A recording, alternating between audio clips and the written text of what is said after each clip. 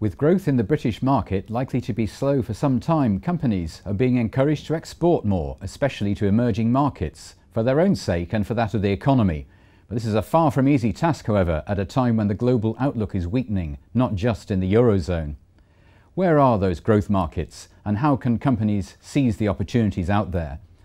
With me to discuss these questions and more are Richard Heald, Chief Executive of the UK-India Business Council, and Nick Forrest, an economist at PwC.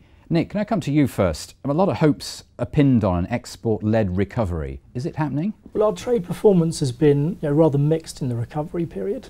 Exports have grown strongly. They grew about 12.5% last year. So there has been an export recovery, but it's also been held back by the imports. So our overall trade performance and our overall contribution of trade to growth has been weaker than we hoped. Within exports, there are certain sectors like automotive we heard about, strong recovery there, and the first time we've exported, been a net exporter of cars in that one sector, and we're still strong in services. So there has been some recovery, but not as much as we'd hoped.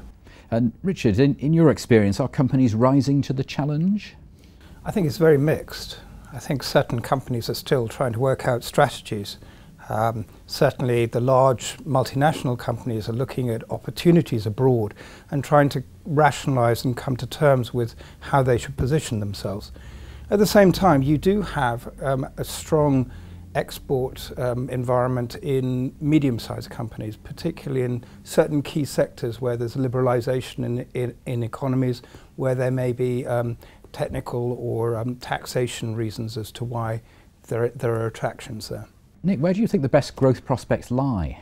Certainly, when we think about countries, our growth in exports will certainly be driven by the growth of our export partners. So those quicker growing economies of the emerging markets, the BRIC nations, is definitely where we'll see the growth of our own exports. I certainly think within sectors where we're strong at in the UK is things like financial services, business services and certain areas of advanced manufacturing.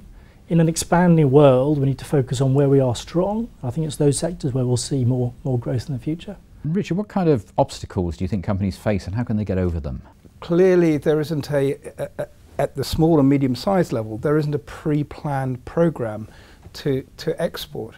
And therefore, you've got to start from the bottom and you've got to work out what is the opportunity, what are the operating environments, what is the pricing. If I then move to that country, where do I get the information on what is the best corporate structure? What is the taxation? How do I hire staff? What are the visa restrictions? Do my products actually apply within one area within an emerging market versus another? These are quite complicated subjects and you have to find the information from multiple sources. And if you're running a business at the same time, which is focused domestically, that's sometimes a challenge. Why do you think exports are so important? What benefits do companies get? There are a number of ways in which you can actually get involved in exporting. Exporting isn't purely about putting something in the back of a container. It can be involving commercializing your IP. It can be moving your actual manufacturing to a low cost environment which allows you access to other markets, not just in the low cost. So there are a huge number of different environments.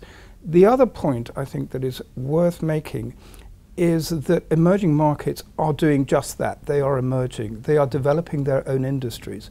Within a short period of time, let's talk about 5 or 10 years, a number of these emerging markets will have developed their own indigenous industries, which will have closed down opportunities for our companies to become involved in that growth story. One last question for both of you. The government wants to double annual UK exports to £1 trillion by 2020.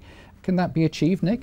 The evidence suggests there's big benefits to companies in exporting. So companies are more likely to survive. There have been studies that have shown that companies are 10-11% more likely to survive if they export. They're also likely to have a better performance. And often the returns to a new export strategy can arrive within 6 months. A recent Barclays study showed that. So if we focus on those benefits, I think government can get behind SMEs and exporters to bring through those benefits. To your point about £1 trillion, that's a big increase on the current amount of exports. I think there's a lot of growth potential, but we're going to need a big increase in certainly SME and middle-sized company involvement in exporting to achieve that. And Richard, do you think it can be achieved? I think it can be achieved. I mean, in India, for instance, we have seen in absolute terms an increase of 40%, 50%.